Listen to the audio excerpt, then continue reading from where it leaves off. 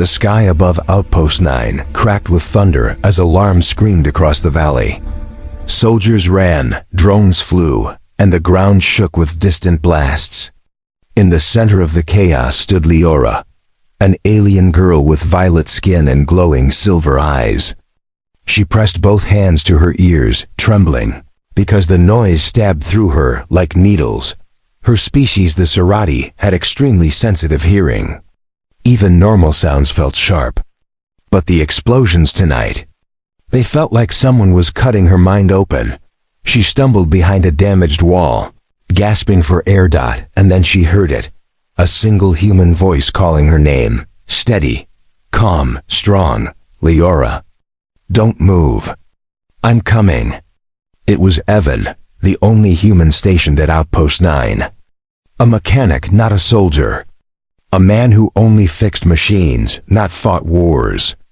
But tonight, he was sprinting through fire just to reach her. Blasts flashed behind him. Drone lights aimed at the ground. Something huge moved in the smoke. Leora tried to shout, but the words twisted in her throat. Her voice cracked. Pain shot down her neck. The Serati had always believed the mouth was only meant for speech and nothing else. Touching someone's mouth, letting someone near your lips, it was considered sacred, forbidden, intimate. So when Evan slid beside her, covering her head with his arm and whispering urgently, Leora, listen to me. You need to breathe, slow, through your mouth. She froze. No Serati ever breathed through the mouth. Ever. She shook her head desperately. No. I can't. It is shameful. Forbidden. Evan tightened his grip on her shoulders. If you don't do it, you'll pass out from shock. Look at me. She refused at first. She pressed her lips closed, trembling. But her lungs burned harder and harder. Another explosion hit. Dust filled the air. And Evan cupped her cheek gently, not breaking rules, not crossing lines, just steadying her. His voice dropped to a warm whisper. Your mouth is not only for speech. It can save your life. Let me show you. Follow me. The world spun. Her heartbeat roared. And for the first time in her life, Leora parted her lips and tried. Cool air rushed in. Her vision stopped blurring. Her hands slowly unclenched. She stared at him, shocked. Her voice was soft, shaking. Humans use the mouth for breathing? Evan nodded. Breathing, yes. But also calming, singing, comfort, and something even more important, communication that goes deeper than words. Leora blinked, confused, but there was no time. The enemy drones found their location. Red lasers locked onto them. Evan grabbed her wrist. Come on, move. They sprinted through the ruins, weaving between broken metal and flaming machines. Leora was dizzy, air hitting her lungs in a strange rhythm she had never felt before. They finally reached the bunker door, but it was jammed. Evan pulled out a small tool, sparks flying as he tried to override the lock. Leora pressed her ear to the metal. Her sensitive hearing picked something horrifying. Evan, the drones are coming. I know. They are close. I know. Leora, they sound hungry.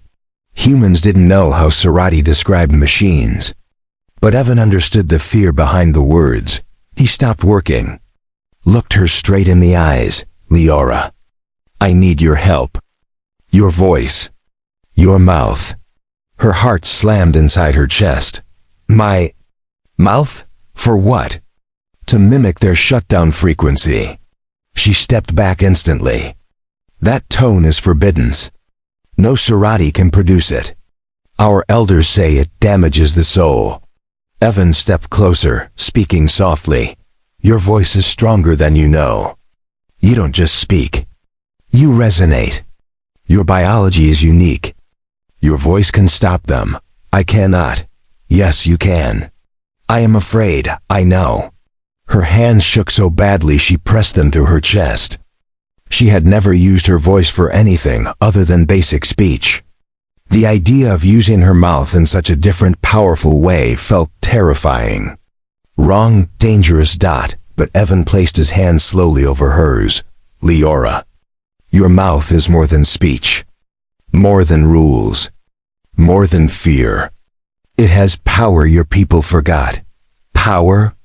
He nodded. The power to save lives. The drones came closer. Their red lights moved like glowing eyes. Metal claws scraped the walls. Leora swallowed hard. Her voice cracked. Her breath trembled. What must I do? Evan leaned in close enough that she could hear his heartbeat fighting the noise around them. I'll give you the human version of the frequency. You copy it. I believe in you. Her eyes widened. You believe in me? Even when I do not believe in myself? Yes, that was the moment something inside her shifted. The fear didn't vanish, but Evan's faith made it. Smaller. He inhaled deeply. And then, he made a soft, strange humming sound, low, steady, rising, falling, almost like a lullaby, mixed with a machine's heartbeat. Leora's eyes widened.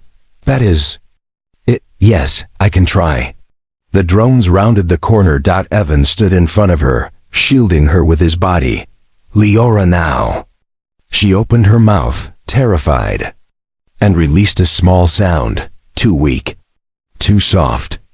The drones marched closer. Evan squeezed her hand.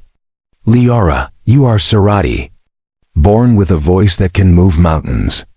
Don't whisper. Don't fear. Let it out. She inhaled sharply through the mouth again, feeling strength she never knew. And then she sang. A sharp, rising tone that cut through the air like silver lightning. A sound filled with fear. And courage. And hope. The drones froze. Their red lights flickered.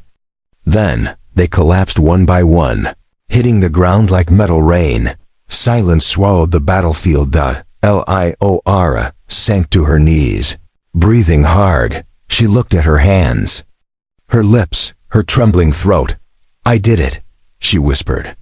I used my mouth. For something else. Evan knelt beside her. You saved everyone on this outpost. She shook her head slowly. But it felt like breaking every rule. Every law. Sometimes the world changes. Sometimes we have to change with it. She stared at him, something warm and confused stirring in her chest. Humans. Use their mouths for many things. Yes. Like saving people. Yes, she swallowed. And sharing courage. Evan smiled softly. That too. And connecting hearts? He hesitated only a moment before nodding. Yes, Leora, that too. For the first time, the fear inside her began to fade, not because the danger was gone, but because she discovered something new inside herself. A power she never knew. A strength her people always warned her against. A voice she had never allowed to grow. Leora stood slowly, eyes glowing brighter than before. Evan, if my mouth can do this, what else can it do? He laughed. A lot. Humans use the mouth to sing, encourage, smile, teach, heal. Heal? Yes, humans blow warm air on wounds to clean dust. They breathe slowly to calm others. They use soft voices to reduce fear. Leora touched her throat in wonder. It seems humans have discovered more about the mouth than my entire species. He shrugged. Humans experiment a lot. She smiled slightly. What else does it do? He opened his mouth to answer, but the bunker door beeped. It unlocked. They finally slipped inside, sealing it behind them. But Leora wasn't done learning. She followed Evan to the center console, watching him breathe through his mouth again. Watching how calm he looked, she tried copying him. Slow inhale. Slow exhale. It felt strange. But good, Evan chuckled. You're learning fast. Because you taught me. What? You showed me that my mouth is not a cage for old rules, but a tool for survival. Yeah, a pretty powerful one. Leora tilted her head. Can you teach me more? Evan blinked. About what?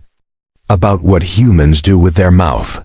He cleared his throat, suddenly unsure how to explain it all. Well, talking, breathing, singing, encouraging, laughing, sharing warmth, blowing dust off cuts, guiding lost children, comforting someone who is scared. Liara listened like a child hearing stories for the first time. Then I want to learn everything. Everything? Yes, humans seem to use the mouth for connection. My people fear connection. But maybe connection is strength. Evan's expression softened. Then I'll teach you. Teach me now. Now? Yes, he took a breath. Okay. First lesson. The human mouth can make sounds that carry emotion, like reassurance. He spoke gently, slowly. You're safe now, Liara. You did well. You were brave. I'm proud of you. Her eyes widened, then softened, then filled with something warm she didn't have a name for. That is beautiful. That is human. And I want to be more like that. You already are. She smiled. Truly smiled. For the first time since the attack. Then teach me the next lesson. Evan crossed his arms. Lesson 2. The mouth helps others stay calm. He sat, motioning her to join him. When someone panics, we breathe slow. And they follow our rhythm. Liara nodded and copied. Her breath cinched with his. Their shoulders relaxed. The bunker felt less cold. Lesson 3, he continued. Humans use their mouth to sing. Sing? He hummed a small melody. Warm, soft, like a promise floating in air. Liara listened with her whole heart. Lesson 4, he said. Humans use their mouth to encourage others when they're lost. And how do they do that? He leaned a little closer. Humans say things like, you're not alone. I'm here. I won't let anything happen to you. She touched her chest, feeling the words settle deep. Those words feel like light. Exactly. And a mouth can give that light. Yes. Liara breathed deeply, feeling alive in a new way. Evan, I think I finally understand. Understand what? My mouth is not only for speech. It is for breathing, for courage, for saving, for singing, for hope, for connection. He smiled, and that, he said softly, is the human way. She looked at him with new confidence, and maybe now it can be the Sarati way too. The bunker lights flickered gently, humming like a quiet celebration. Liara stepped forward, her voice steady. Evan, thank you for showing me the other purpose. He placed a hand over his heart. Anytime.